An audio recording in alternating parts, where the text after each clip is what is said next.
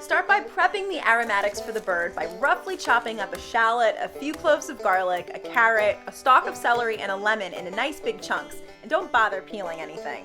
Remove the herbs from the stems and give those a rough chop, then add them to a bowl with lots of salt and pepper and a few tablespoons of butter and mix that all up to combine.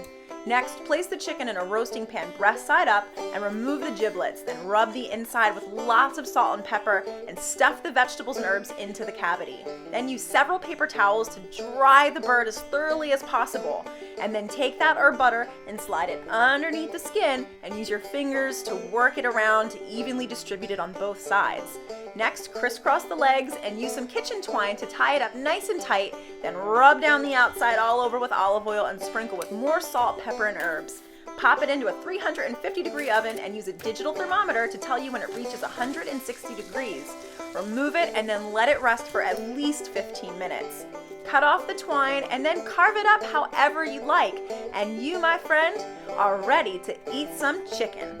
Cheers. Cheers. Let's dig in. How was it? Pretty good.